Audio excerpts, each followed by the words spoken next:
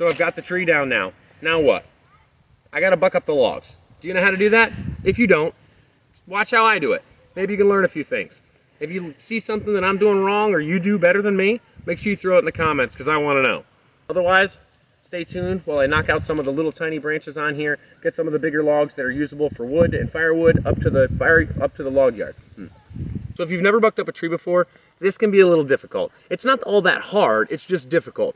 There's a lot of pressure on the different parts of the tree now, and some of it can be easier to cut than others. And if you don't know how to do this, it can be a daunting task sometimes. You can get your blade pinched in different areas. We're gonna find out about that, how to not get your blade pinched. So doing this kind of work is the only time that I've ever had my chain come off of my bar. I've had it happen several times, but this is the time it happens, is when I'm out there limbing. It's called limbing. When I'm limbing all of the limbs off of the trunk of the tree. I need the bigger branches, the bigger trunks. I don't want the smaller limbs. When I'm going in there quick and getting at this blade, it can get loose, and then a little tiny stick, what happens is it gets underneath this here, and then it goes through the rollers and pops your chain right off.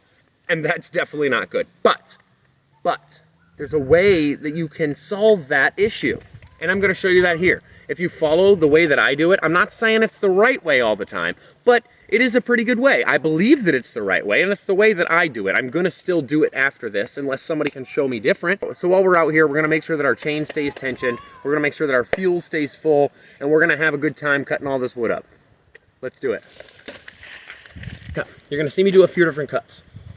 I'm gonna go over sometimes, and sometimes I'm gonna go under. The reason I'm going under is because there's pressure on that log, okay? And this branch is pressurized, and if I cut it straight down, it's going to pinch my blade together, just like on a bigger log, okay? But if I go under first, and then on top, what that's gonna do is it's going to alleviate the pressure underneath and give it space to go like this.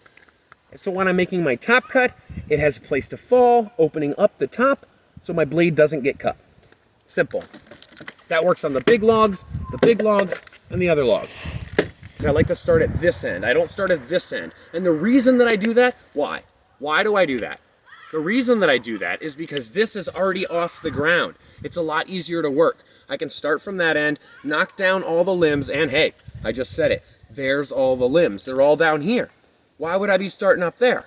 I need to limb this tree first before I get the logs, before I get it over to the yard, and then I turn it into firewood, and then we turn it into what?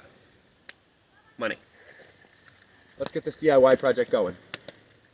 I'm going to limb it. You're going to see me do it. I might explain a little bit. I might have a voiceover for explaining. I don't know. I don't want to stop the chainsaw a bunch of times, but you're more important, right? Showing you how I do this.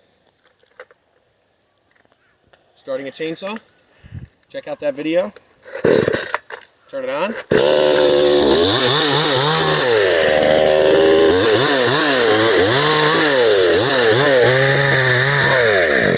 So, another thing I wanted to go over real fast is you see me using this 62cc chainsaw. I just cut the tree down with this. This is heavy, right? I could do some workout with this. This is a lot heavy. This is a lot heavier than my limbing saw. I could go grab one of my limbing saws, but honestly, I'm too lazy to walk way over there and grab my limbing saw, so I'm just going to use this one.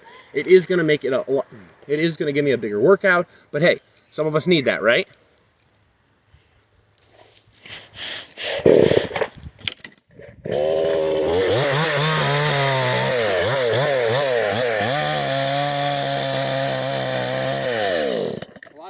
And smaller logs that you see me cutting right now, these are all going to go into our fire pit over when we have bonfires and things like that. We use it for our personal outside fires.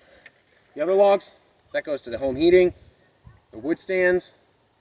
People are ordering a lot right now. You see the leaves changing. It's firewood season.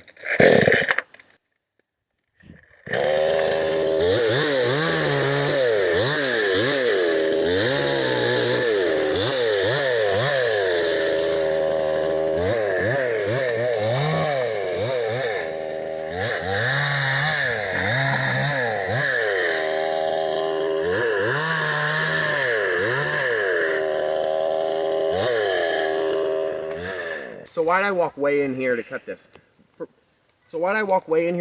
Rather than just cutting it off right there? All this is going to go to the outside fire pit, right? Well, yeah, that's the theory.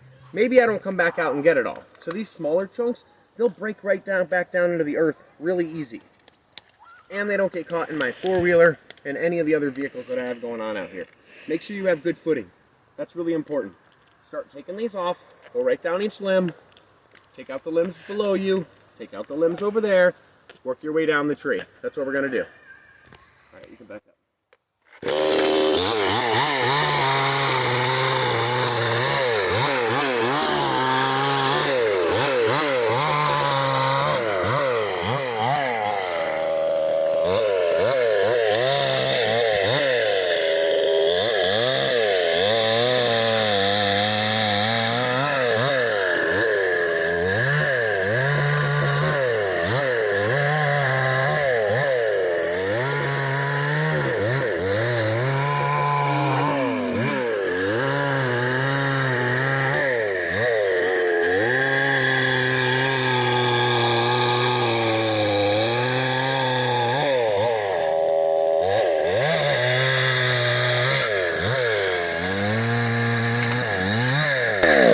Did you see that? I don't know if you saw that, but that thing just pinched and cracked right underneath my blade.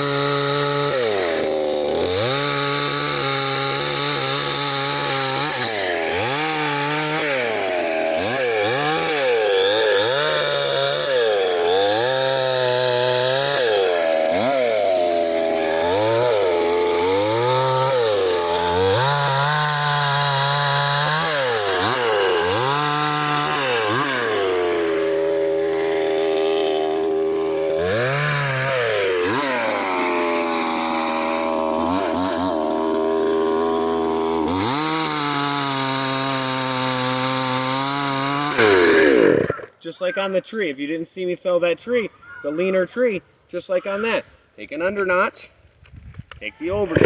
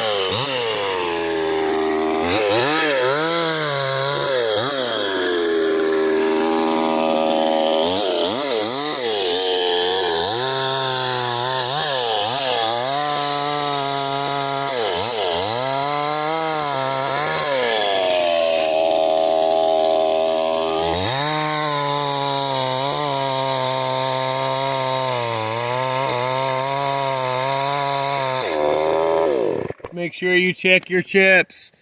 They look good. Keep going.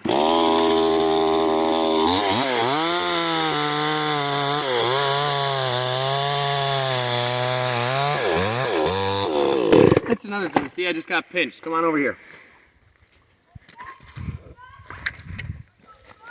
All right, see? So I just got pinched. What happened? I tried to go on top, and then I went on bottom, but since the log had this log under it, and this heavy weight was still off the ground, when I got down under there, it pinched me under, and now if you look real close, my blade is actually bending. Look on top.